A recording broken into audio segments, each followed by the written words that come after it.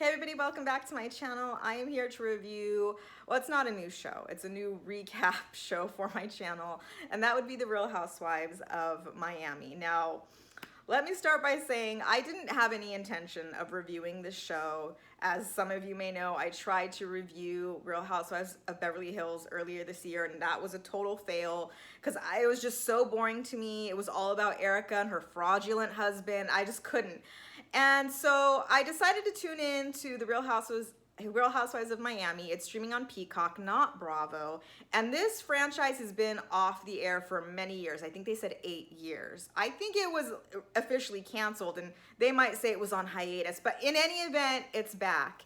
And since the show has been gone, I have sort of gained a new love for Miami. I don't think I had when the show originally aired, because in that time, I used to work for an art gallery, and I used to go to Miami every winter, every December, I should say, for Art Basel. And it is so much fun, particularly during that time, because the weather's perfect. It's not humid because it's winter, but it's still warm.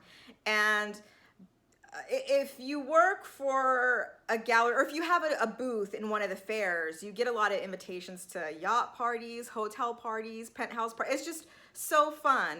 And I was supposed to go this year to Art Basel, Miami. Plans fell through, unfortunately, and I thought, oh, I'll watch this show and maybe get my sort of fix. And watching this show, it just brings, it's colorful, it's bright, it's fun, and I think this show is just gonna be some lighthearted shade, nothing, we're not talking about somebody's husband stealing from widows and all that. Beverly Hills was just on another level. And I'm here for a little catty petty women's shade. That's cool, that's fun. And so I thought, why not? I'm a little behind because Peacock released 2 episodes at once, and now I think they're uploading a show once a week on Thursdays. So I have a little catching up to do. I don't know how interested my audience is for this recap, but like I said, I want to just have some fun with it and see what happens. So this is season 4 officially, episode 1, Bienvenidos, same beach, new shade. We have some returning cast members, some new cast members. So this recap is really just going to be an introduction of the women we have on the show. So right off the bat, the mojito holders at the beginning, of the credits, we have returning cast member Alexia, returning cast member Lisa, and then we have Larsa Pippen, who was actually on the first season of Real Housewives of Miami, and then she left. So she's, I guess, technically a returning cast member. And then we have 3 new women, Gertie, Julia, and Dr. Nicole. And then we have some returning cast members who I guess are just friends of the show, and that would be Marisol and Adriana. And at the beginning of the episode, it opens with Marisol, Adriana, who are friends of the show, meeting up with Alexia and Lisa. And Alexia says that the 4 of them are for real life friends in real life. They've kept in touch. And so this is them coming together to sort of catch, I think, more so the audience up on what's been going on, because a lot has happened in the past 8 years. Divorces, marriages, death, you name it. So let's get into it. And let's sort of just get the friends of the show out of the way. That would be Marisol. If you remember, if you watched the show at all. And I mean, although I didn't watch the show back in the day, it existed on the periphery on Instagram and social media, and I would see clips. And so Marisol, if you recall, her mother Elsa was on the show. She was sort of a beloved character, and she has sadly since passed away, which is very sad. Condolences to Marisol and her family. But since Marisol has met the love of her life, her soulmate, and has gotten married, so she's in a new relationship and very, very happy. And Adriana, I didn't watch the show, but apparently back some seasons long ago, she married a man named Frederick actually on the show. And since the show has been off, they are now divorced, but I think they're still friends.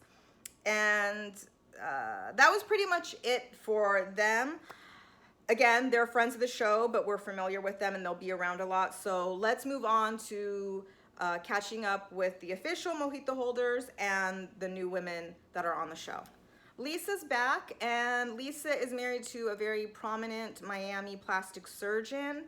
and they're still married. She actually has 2 kids now. They're quite young, a boy and a girl. And she says, you know, during the time the show was away, and I guess it was sort of a storyline throughout the show, her struggles with fertility and getting pregnant and the pressure she was getting from her husband and her husband's family. And it's not that she didn't want to have a baby, and it's not that she didn't want to get pregnant, it just wasn't happening.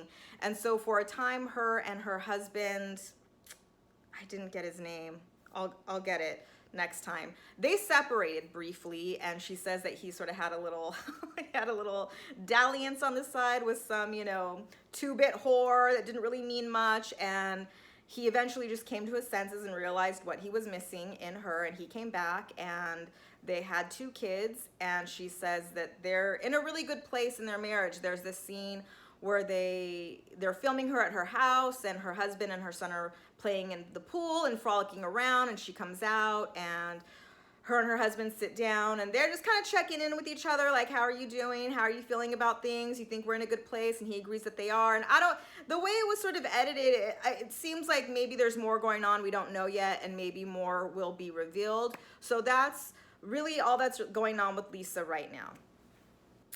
Alexia, she is back as well. There's a lot going on with Alexia. We kind of get sort of her storyline kicked off towards the end of the episode. So at the beginning, like I mentioned, the 4 women, Alexia, Adriana, Marisol, and Lisa, meet up at first, and she's catching them up. She, in the past, when the show was on, was married to a man named Herman, and even at that time, my understanding is that there was rumblings that he might actually be gay, or I would say bisexual, because he's married to Alexia. I don't want to be disrespectful in any way. This is just what the show is giving us. She was married, and there were whispers that her husband was gay, and she just didn't at the time see it. And so at one point, while the show is off, they separate. And while they're separated, sadly, her husband, his name is Herman, he passes away. And I guess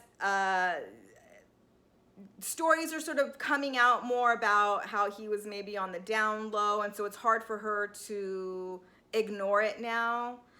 But with that being said, she is now in a new relationship with a man named Todd. He's a gringo, that's a white boy for those of you who don't know. She's been married twice previously, she said, to Cuban men, and she has a son from each marriage. Her oldest son, Peter, I guess he's in his mid to late 20s, I'm not sure. He seems like a bit of a hothead, the flashbacks they show of him. And she says that he's living on his own, he's working, he's doing fine.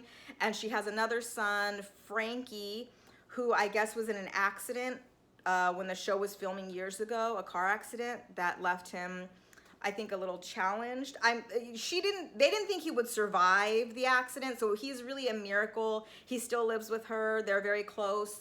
She has a salon that he helps her run, and she's just, you know, she's very happy in her life right now. She has her son, she has her fiance. Her fiance, I think, has 2 daughters that she's a stepmom to, and they are planning their wedding. The only problem is that her oldest son, Peter, does not get along with Todd. They do not talk to each other, there is no relationship, and that is sad and upsetting to her because she doesn't want it that way. So I'm sure this will be a storyline we'll see more of later in the season.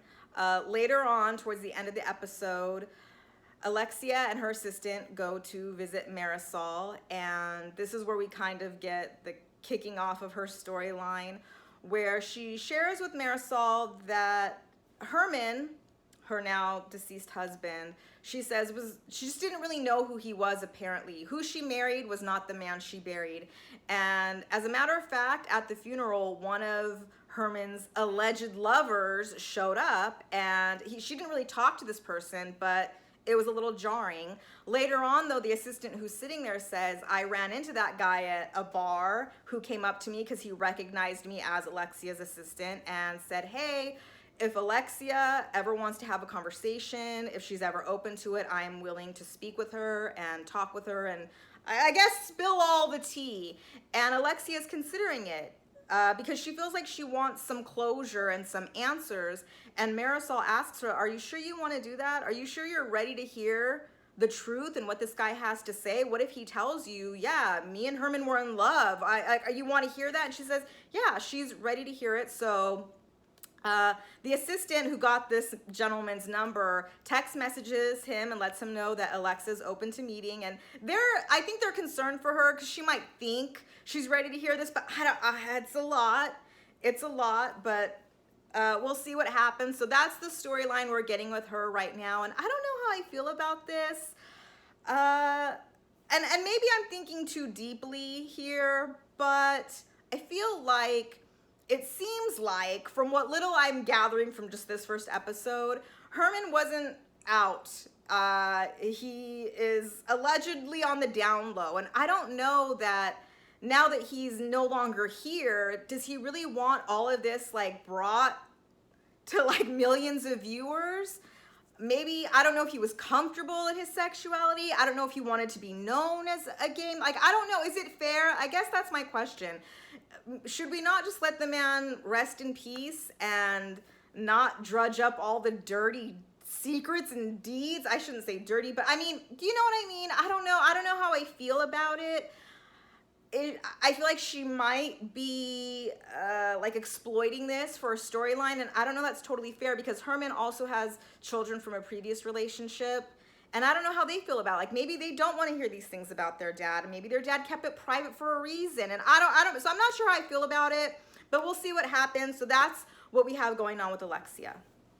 Let's talk about one of the new girls, Gertie. The way Gertie is brought into the fold is she is Alexia's wedding planner, but she's also just a really well-renowned event planner in general in Miami, but not just Miami, I guess anywhere you could hire her. She says she's been featured in Martha Stewart magazine, The Knot, Vogue.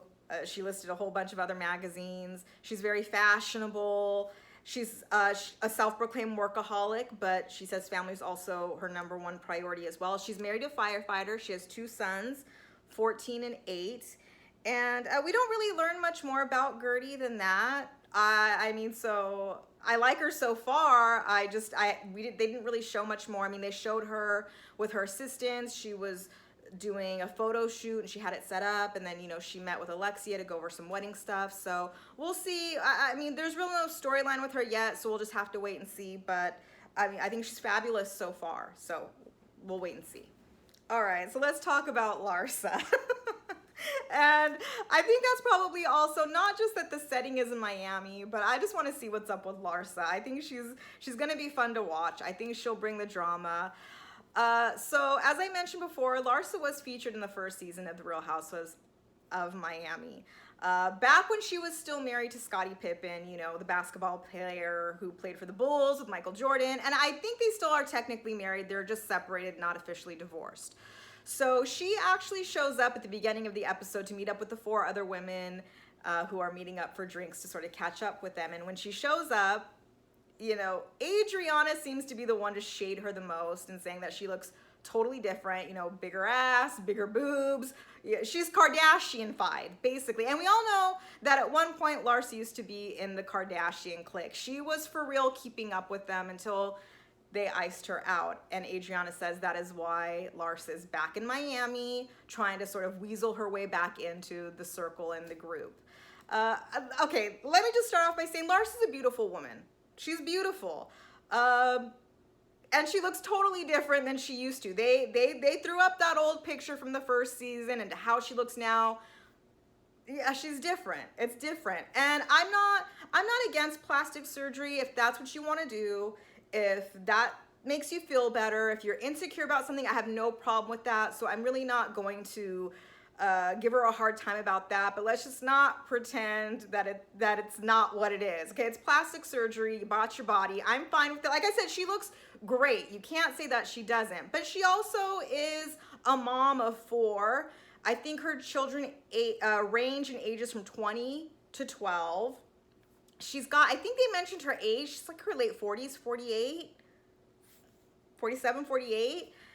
And like I said, she looks good for her age, no doubt. So she comes to meet up with the girls, and they all welcome her, and she's just sort of catching them up that Scottie lives in LA now. She's here in Miami. She's living in the house that they used to live in, that they built together with their family. She lives with her daughter, who's 12, the youngest, and I guess the boys either live with Scottie or they're old enough to sort of live on their own in LA. I'm not really sure. and she's sitting at the table just catching them up. You know, she's living her best life. She shares with the camera that a lot of people counted her out when she left Scotty, and when certain friends, you know, like I said, we're done with her. They counted her out, but she's here. She's living her best life. She's doing it on her own. She's very happy. She also shares that she has an OnlyFans account. Now, I think this topic is going to come up a few times over the season because the women, particularly Alexia, were a little taken aback that she had an OnlyFans, and they were asking her, well, what do you post on there? I mean, that's very sexual. I mean, when we hear OnlyFans, we think of a certain thing, but let Larsa tell it. Oh, it's just what she would post on Instagram. It's nothing more salacious than that. And she tells them also she makes $10,000 a day on OnlyFans. Okay, maybe I should consider opening an OnlyFans if all you have to do is just post what you would post on Instagram. But Alexia kind of calls bullshit on that. Like, no. People aren't paying $10,000 a day to see your outfit of the day. Like, you have to be showing more. And they do share some of her on the show, some of her OnlyFans posts. And she does post revealing pictures, no doubt. But it's not, they didn't show nudity. But I think Alexia's implying that you have to be making $10,000 a day. It's gonna have to be more than just you know, trying to hawk your flat tummy tea, basically. And also Alexia is saying like, what do your kids think? Like, what do they say? And Larsa just kind of like, pish poshes it away. Like, it's really not a big deal. And she's just saying, you know, a lot of people reach out to her via OnlyFans, like men in the Middle East, and that's when Adriana's like, oh yeah, I heard about your scandal. If you don't know, recently, not too long ago, Larsa was caught up in this scandal where she I don't say allegedly, but she was going out with this basketball player who was, I think, 25. His name was Malik Beasley, I believe. And the way the story goes, she basically stole him from his I don't know if he was married, but either his wife or fiance and a young child. And she was out holding hands with him at the mall, and the wife was upset. And the wife, I think they were married, because I think the wife was filing for divorce, and she could really care less. And people were upset with her that she was seemingly breaking up a happy home, but that's not something she could do on her own. I mean, we got to hold this guy accountable too. So that was a big scandal, and Larsa's so over it, you know, and she can pull a 25-year-old, a 40-year-old, a 70-year-old. It don't matter. No shame in her game. Haters gonna hate. She doesn't care what people think. She's just living her life. And okay, cool. So while they're at the lunch, she she invites everybody to her hot girl summer party for, like, you know, to celebrate summer and the show being back on and the girls getting back together. So everybody's invited. Marisol, Adriana, Lisa, Alexia, bring your friends, tell your friends, come one, come all. And so everybody's excited for that. And like I said, I'm excited Larsa's back because I think it's going to be interesting. We're not going to hear the end of it. This whole OnlyFans, the Kardashians, her scandals. So I'm here for Larsa. So it's actually the day of Larsa's hot girl summer party. Now, this is what I'll say, okay? She gets, you know, she looks good, but she's like in a thong bikini with this little net dress over, her ass just in full effect, and she is not shy at all. She goes downstairs to set up the party. And now look, I feel like sometimes you ever watch these Housewives shows, and if there's a new cast member, but this isn't really true for Larsa because she's not technically a new cast member. She's been on the show before. But you know when you get the new cast members who maybe aren't used to, you know, having a glam squad or having like a wardrobe ready, like it takes them like a season to catch on to how things really roll. That's what this party felt like. And I was surprised because Larsa used to kick it with the Kardashians. We know how Kardashians throw party, and this party seemed a little bootleg. Now, don't get me wrong. It's better than what I could do, but I don't have Larsa Pippen money either. She has like a balloon bouncy house slide with water. Like, are you really expecting the ladies to like jump in on that? She has a shark, you know, like a bull you would ride. It's like a shark because they're in Miami. And then she orders one of those. You know, we ever see like at the Kardashian parties, if you ever see them on Instagram when they throw like a birthday party for one of their kids or a baby shower, they you know, the Kardashians hire like florists, event planners, people to set it up. Larsa basically had like her two assistants putting this party together. Okay, so she bought like this balloon wall, you know, it was like a pink theme, so there are always balloons, and the assistants are like trying to set it up, and the balloons are popping, and it's a mess, and I'm just like, wow, what is Gertie the event planner gonna think when she sees how bootleg backyard barbecue boogie this party is? Again, it's better than I could ever do, but I'm saying, when you're on the Real Housewives and you got Larsa Pippen money, we can do better than this. I'm just saying. Anyway, she sets up the party. She has a DJ there. She has like a really hot, good-looking guy be the bartender. So the women show up, and everybody's invited along with, I don't know who okay, Adriana shows up with Julia. Julia is a new cast member, and she is also the first lesbian housewife ever on the franchise. She is actually married to Martina Navratilova, the famed, one of the greatest tennis players of all time. Whenever I hear her name, do you remember that movie, Bend It Like Beckham?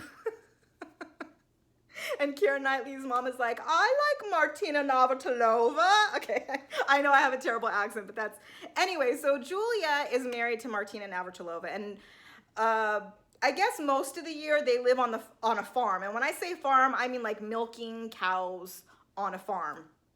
And now they have a house that they've built in Miami Beach. And Julia is from Russia. She's a former model. I think she used to be in like the Miss Universe pageant. She's very beautiful to me. She's very like regal and very classy. You know, when these women show up to the party, they're, like I said, Larsa's in her thong, bikini. Marisol shows up in like this Versace bathing suit. I mean, they look good, but Julia shows up like in like this palm print suit. I mean, beautiful. She's beautiful. She's very statuesque. And she says that she had been in relationships with men before. She actually has 2 daughters.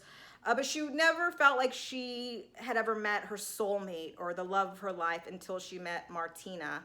And at first, when they met and they were getting together, she was really shy about being out as a lesbian, and just over the years has gotten more comfortable with it. They've gotten married. They've been together for years now, and she's proud of her relationship and the family that she's built. And yeah, it should be interesting. And you know, like I said, I really like her because she just seems very classy and just tasteful. And it's like how I would like to think I'd be if ever I was on a Real Housewives show. I'd be like her. I couldn't be out there like half naked, but I'm, you know, that's just me. Also, how she's brought in is because she's really good friends with Adriana, and Adriana likens them. They're like Thelma and Louise. And the producer says, well, you know, they died at the end of the movie. And she's just like, well, what a way to go. Like, and I don't know, I get this sort of, Adriana, this sort of like flirtation, not on Julia's part, but Adriana seems a little enamored of Julia. At least that's kind of what it seems like to me. But I don't know that Julia is enamored of Adriana that way, because I feel like Julia's fully into her relationship with Martina and really wouldn't mess around like that. But I don't know. We'll see what happens. And then Alexia shows up with Dr. Nicole, who is an anesthesiologist. She's also one of the new girls, one of the new housewives, although she's not technically a wife. She has been in a long-term relationship with a man. They have a son together. He's like a high-powered attorney. She says that they're a power couple, but they're not married. She doesn't really believe in the institution of marriage. She doesn't see any reason to be married. She has her own. He has her own. She grew up knowing that she always wanted to be self-sufficient and to be able to take care of herself. And she does, and they're happy together. I think the producers asked her, well, what would you do if he actually did propose? And she says, well, I'd say yes, but I wouldn't be in any rush to get married and plan a wedding. We could be engaged for years. That would be fine with her. The sort of storyline we get with her is that she lives in this beautiful house, and it's like the 6th house they've lived in 6 years, because not her husband, her partner always wants to sell the house because after they buy it, it goes up in value and it's worth a lot more and he wants to make a profit. So one day he comes home and tells her that he was talking to some real estate agent who let him know that their house is worth $20 million. Like right now on the barrel, they can sell it, and he wants to because they'd be making a really big profit. And although that sounds good to her, she just kind of wants to settle down, live in a house and stop moving all the time. I don't blame her. He got a little Cody Brown in him. If you know what I mean. So that is Dr. Nicole and Julia. I guess we'll be learning more about them. Like I said, this is the first episode. We're just being introduced to them. So we don't really get much more than that. Other than, you know, at the party, the topic of Larsa's OnlyFans come up. And although Adriana seems to be the one to shade Larsa the most, like to her face, she's just like, hey girl, get it. I have no problem. Get your money. And that's mostly how everybody's attitude is. Lisa's just like, hey, I might even have to think about getting me an OnlyFans account. It's really Alexia who's just uncomfortable with it and really just wants to get to the bottom of what is it you're really posting that garners you $10,000 a day. It can't just be like what you'd put on Instagram. And Nicole sort of jumps in and says, no, you know, I know where you're coming from, Alexia. When you hear OnlyFans, you automatically think like porn and nakedness, but it's not like that. There's like a whole nother like subset. You know, people upload recipes that you pay for and workout videos that you pay for. And so she's defending Larsa, which is fine. But in a confessional, Marisol says that she really doesn't trust Dr. Nicole, that she's heard things about her that she could be very fake, talk behind people's backs, but in their face, be their best friend. So she doesn't really trust Nicole. I'll take her word for it, I guess, if you're hearing things, but if you're just really meeting somebody, I'm sort of in the mindset to just give people a chance until they prove otherwise. But, you know, we got to have some conflict. So already we know that Marisol does not like Dr. Nicole. So we'll see if anything happens with that. That was pretty much the episode. It ended with the whole Alexia, Marisol, and her assistant talking about Herman and his down low lovers, and that's where it ended. So if I left anything out, let me know. But that was pretty much the episode. We're just kind of being reintroduced to the city and the women. And like I said, it looks fun. It looks lighthearted, and that's all I really want when it comes to recaps. Nothing too serious. So let me know what you guys think. Do you watch this show? Are you interested in these recaps at all? I think even if it gets horrible, this time I'm gonna finish it because I hate starting something and not finishing it. I mean, even though Beverly Hills, I don't really regret not finishing it, but I hate that I've just got like 4 random videos like on my timeline. It's just, I don't know. So let me know what you think. Rate, comment, subscribe, and I will see you soon for something. All right, bye.